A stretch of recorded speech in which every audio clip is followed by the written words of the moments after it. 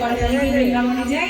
মায়েরা জোর করে একটু উলুধ্বনি সঙ্গ তুমি করে দিন, রাধে রাধে রাধে।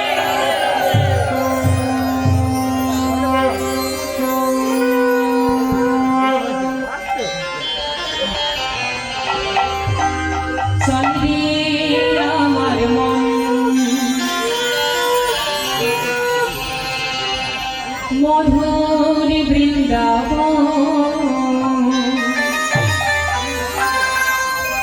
যমুনার ধারে ধারে তমালেরি বন, চলে রে আমার মন মধুর বৃন্দাবন যমুনার ধারে ধারে তমালেরি বন, চলে রে আমার মন মধুর বৃন্দাবন যমুনার ধারে ধারে তমালেরি বন, চলে রে আমার মন মধুর বৃন্দাবন যমুনার ধারে ধারে তমালেরি বন, চলে রে আমার মন মধুর বৃন্দাবন যমুনার ধারে ধারে তমালেরি বন।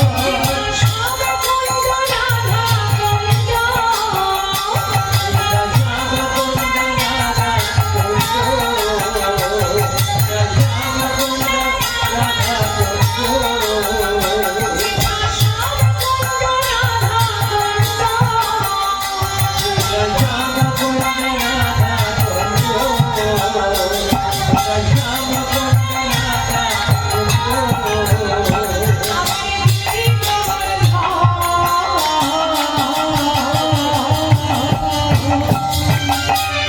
একটু হাত তুলে সবাইকে তালি দিতে হবে। সবাই যাচ্ছি, আমি একা নয়।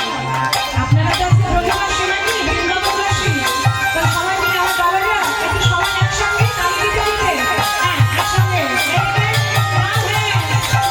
যমুনার ধারে ধারে তমালেরি বন, যমুনার ধারে ধারে তমালেরি বন, চলে রে আমার মন মধুর বৃন্দাবন যমুনার ধারে ধারে তমালেরি বন।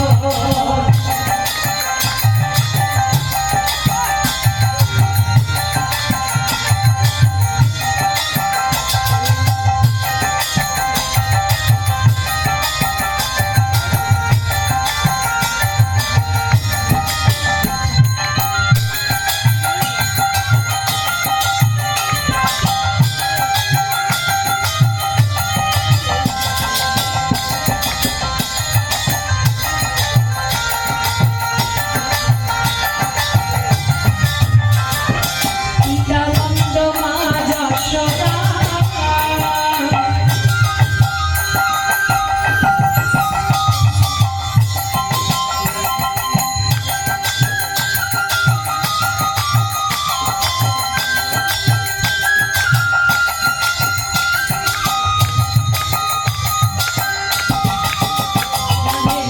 আচ্ছা মায়ের একটা ছোট্ট অনুরোধ করবো, রাগ করো না জানতো, মাথায় একটু ঘোমটা দিতে হবে। কারণ বৃন্দাবনে যারা ব্রজমাইয়া থাকে, আপনারা যারা গিয়েছেন কৃপা করে বৃন্দাবন দর্শন করেছে যাবেন, ওখানকার মায়েরা কিন্তু মাথায় বড় করে ঘোমটা দেয়। এবার কেন দেয় সেটা বলি। বললেন গোপী অনুগত হয়ে ভজন সাধন করতে হবে, তাহলে কিন্তু তাড়াতাড়ি আপনি ভগবানকে পাবেন। বাৎসল্য প্রেমী আর গোপী ভাবে যদি ভগবানকে ভালোবাসেন তাড়াতাড়ি পাবেন। যে আমি হলাম গোপালের মা, যদি কোনো অপরাধ করি গোপাল কিন্তু ক্ষমা করে দেবে। হ্যাঁ, এই বাৎসল্য প্রেমী আর গোপী ভাবে আপনি যদি ভগবানকে ভালোবাসেন তাড়াতাড়ি তাকে কাছে পাবেন। আমরা সবাই হলাম আজকে গোপী। হ্যাঁ, চলো মাথায় ঘোমটা দিয়ে একটু উলুধ্বনি, রাধে রাধে।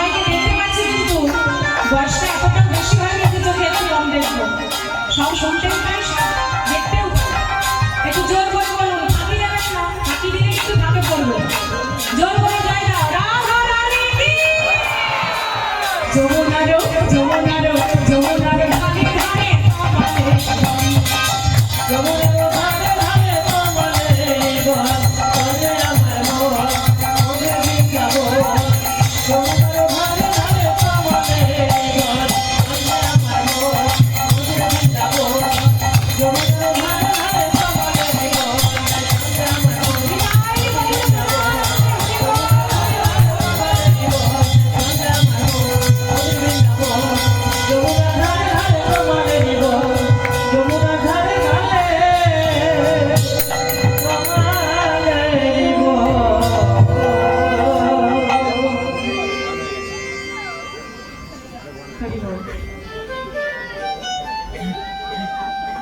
সবাই মিলে চলে এলাম বৃন্দাবনে। তাহলে এবার চলো সবাই মিলে আমরা আজকে আস্বাদন করবো সেই দেবকীর গল্পচূর্ণ লীলা। আর কথা না মায়েরা, আর একদম কথা না, মাঝে মাঝে সবাই একটু তালি দেবে, নাম হবে, কিন্তু লীলাটা ভালো করে আস্বাদন করতে হবে। চলুন আস্বাদন করি দেবকীর গল্পচূর্ণ লীলা। লীলার সর্বাগ্রে আমাদের চলে যেতে হবে কোথায়? সেই দ্বারকায়। কারণ ভগবান কৃষ্ণচন্দ্র তিনি এক জীবনী বাবা দুটি ধর্ম পালন করেছিলেন। যখন তিনি বৃন্দাবনে ছিলেন তখন তিনি জানতেন তার পিতা হলেন নন্দ মহারাজ, আর শাস্ত্রী বললেন নন্দ মহারাজ ছিলেন বৈশ্য। যারা বৈশ্য ধর্ম পালন করবে তাদের কাজটা কি হবে বাবা? গীতায় বলে গেলেন কৃষি গোরক্ষ বাণিজ্য বৈশ্য কর্ম স্বভাবজ। মানে যারা বৈশ্য ধর্ম পালন করবে তাদের কাজ হলো কৃষি কাজ করা, চাষবাস করা, আর কি কৃষি গোরক্ষ বাণিজ্য মানে ধেনুবৎস পালন করা, মানে ব্যবসা বাণিজ্য করা, ধেনুবৎস মানে গরু পালন করা, এগুলো হলো বৈশ্য ধর্মের কাজ। তাই ভগবান কৃষ্ণ যখন তিনি বৃন্দাবনে ছিলেন তখন তিনি জানলেন তার পিতা নন্দ মহারাজ, আর নন্দ মহারাজ হলেন বৈশ্য। সেই কারণে বৃন্দাবনে থাকাকালীন তিনি বৈশ্য ধর্ম পালন করলেন। আর যখন তিনি বৃন্দাবন ছেড়ে দ্বারকায় চলে গেলেন তিনি জানলেন তার পিতা শুধু নন্দ মহারাজা নয়, তার পিতা আরো একজন আছে যিনি হলেন পিতা বসুদেব। আর শাস্ত্রে বললেন বসুদেব ছিলেন ক্ষত্রিয়। সেই কারণে দ্বারকায় যাওয়ার পর থেকে তিনি ক্ষত্রিয় ধর্ম পালন করলেন। আর যারা ক্ষত্রিয় ধর্ম পালন করবে তাদের কাজ হলো যুদ্ধ বিদ্যায় পারদর্শী হতে হবে। তাই দ্বারকায় যাওয়ার পর থেকে খোকা আসতে বাবা কথা বলো না, বসো, হ্যাঁ চুপ করে বসো, কথা বলো না বাবা, হরি বল। এদিকে চলে এসো, এই সামনে চুপ করে বসবে, এসো, হ্যাঁ হরি বল। হরে কৃষ্ণ, জয় নিতাই, জয় গৌর, জয় রাধে, হরি বল। রাধে বাহ, খুব শান্ত কিন্তু রাধে হরি বল। বাইরের কাউকে দেখলে খুব শান্তই হয়ে যায়, রাধে রাধে, জয় রাধে। তা চলুন, ভগবান কৃষ্ণচন্দ্র তিনি এক জীবনে দুটি ধর্ম পালন করলেন। তাই লীলার সর্বাগ্রে আমাদের চলে যেতে হবে কোথায়? সেই দ্বারকায়। দ্বারকা রাজপ্রাসাদ। দুই ভাই বসে আছেন, কানাই আর বলাই। এমন সময় বলাই দাদা লক্ষ্য করে দেখছে ভাই কানাইয়ের নয়ন যুগল ছলছল করছে। প্রশ্ন করলেন, কানাই, ও কানাই, আমি কি তোর মনে কোনো ব্যথা দিয়ে কথা বলেছি, বা এমন কোনো কথা বলেছি যে কথাটা শুনে তোর মনে ব্যথা পেয়েছিস? বল না ভাই, এই দেখ, তুই আমার ছোট্ট ভাই হয়ে কাঁদবি, আমি তোর বলাই দাদা হয়ে হাসবো। অথচ কান্নার কারণটা জানতে পারলে দুঃখটাকে দুই ভাই না হয়ে ভাগাভাগি করে নিতাম। বল না কানাই, কাঁদছিস কেন? কৃষ্ণ মাথাটা তুলেছে। দাদা, তুমি শুনবে আমার নয়ন দুটি ছলছল করছে কেন? তবে শোনো। কৃষ্ণ বলছেন আর বলাই দাদা শুনছে। আমি কৃষ্ণ, আমার পুত্র শাম্ব, কৃষ্ণপুত্র শাম্ব। দূর থেকে দেখলে মনে হয় অনুরূপ কৃষ্ণ, কি অপরূপ দেখতে মাগো। এই শাম্বের মনের ভেতরে বড় অহংকার ছিল, যেহেতু আমার পিতা ভগবান সৃষ্টি স্থিতি লয় প্রলয়ের মালিক, আমি যেমন খুশি তেমন অপরাধ করব। তা শাম্ব কি করেছে মাগো, অহংকারের বশে একদিন পেটে একটা লোহার কড়াই বেঁধে দাদাদেরকে সঙ্গে করে নিয়ে মুনি ঋষিরা তপস্যা করছে, তাদের সামনে গিয়ে বসে বলে উঠলেন, মুনিগণ বলুন তো দেখি, এই জঠরের ভেতরে কোনো পুত্র আছে না কোনো কন্যা আছে? পেটে যদি একটা লোহার কড়াই বাঁধে, দেখে কি মনে হবে যে গর্ভবতী মহিলা? এই কড়াই বেঁধে জিজ্ঞাসা করছে, বলুন মুনিগণ জঠরের ভেতরে কোনো পুত্র আছে না কোনো কন্যা আছে? এখন বারবার যখন বিরক্ত করছেন, এইবার মুনি ঋষিরা বলল, বাবা তুমি চলে যাও, কেন তুমি আমাদের তপস্যাতে ব্যাঘাত ঘটাচ্ছ? বাবা বাবা, এই আপনারা নাকি মুনি ঋষি, আপনারা নাকি ভূত ভবিষ্যৎ বর্তমান সব বলে দিতে পারেন, আরে সামান্য কথাটা বলতে পারলেন না? এই জঠরের ভেতরে কোনো পুত্র আছে না কোনো কন্যা আছে? এই বারবার যখন বিরক্ত করছেন, এইবার রেগে গিয়ে বলেন, সব তোর জঠরের মধ্যে যাই থাক, 10 মাস 10 দিন পূর্ণ হবে, একটা লোহার ফাল মুষল প্রসব করবে, আর ওই লোহার ফাল হতে তোদের 56 কোটি যদু বংশ ধ্বংস হবে। ভগবানের পুত্র বলে মনে মনে ভেবেছিল বোধ হয় ছাড়পত্র পাবো, আমাকে কেউ অভিশাপ দিতে পারবে না, আমি কৃষ্ণের পুত্র, ক্ষমতা হাতে আছে না, তাই আর মুনি ঋষিকে মুনি ঋষি মনে করছে না। সবার এমনই হয়, ক্ষমতা যখন হাতে থাকে না বাবা, কাউকে মানুষ বলে আর মনে করে না, কিন্তু ভাবে না কালের চক্রে একদিন তোমার হাত থেকেও ক্ষমতাটা চলে যাবে, সারা জীবন কেউ সুখে থাকতে পারে না। চক্রবৎ পরিবর্তনতে সুখানিচ দুঃখানিত, চক্রের আকারে সুখ দুঃখ ঘুরছে। আজকে যদি তোমার জীবনে সুখ থাকে, দরজায় এসে কড়া নাড়ছে কিন্তু দুঃখ, ভেবে রেখো। এইবার শাম্ব অভিশাপ মাথায় নিয়ে ফিরে এলেন, সময় হলো, একটা লোহার ফাল মুষল প্রসব করল শাম্ব। দ্বারকা রাজসিংহাসনে ভগবান কৃষ্ণচন্দ্র বসে আছেন, শাম্ব সেই লোহার ফালটি নিয়ে গিয়ে ডাক দিয়েছে, পিতা পিতা আমি অপরাধ করে ফেলেছি পিতা, এই লোহার ফালটি নিয়ে আমি কি করব?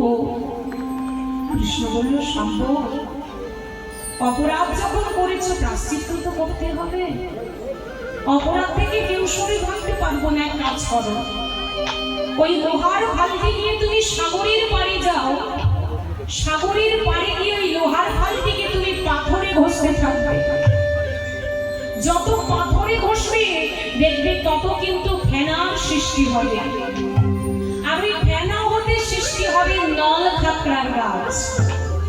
এই যে আমরা বলি নল খাকড়ার গাছ, নল খাকড়ার গাছ, খালের ধারে নদীর ধারে লক্ষ্য করে দেখবেন, এই নল খাকড়ার গাছ কিন্তু এখান থেকেই উৎপত্তি শুরু হলো।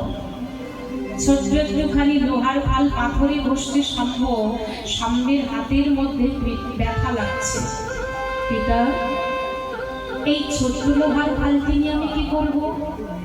কৃষ্ণচন্দ্র বলল, সম্ভব ওই ছোট্ট লোহার ফালটি তুমি ওটাকে সাগরের জলে ফেলে দাও। কেন জানো? ত্রেতা যুগে বালির পুত্র অঙ্গদ, যিনি বাবা দাপর যুগে হয়ে এসেছেন জরা নামে ব্যাধ, তার ধনুকি লক্ষ্যে রেখে দেবে ভগবান কৃষ্ণচন্দ্রকে মারবার জন্য। বলাই দাদা, ও বলাই দাদা,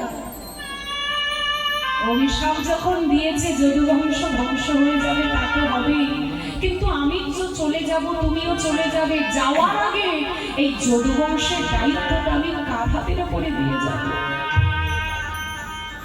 আমি বলে দাও কার হাতের উপরে আমি এই বংশের দায়িত্বটা দিয়ে যাব? বলাই দাদা একটু হেসে বলল, কানা এর জন্য তুই কাঁদছিস? এক কাজ করো, এই যদুবংশের দায়িত্বটা না হয় গান্ডীবধারী অর্জুনের উপরে দিয়ে দে।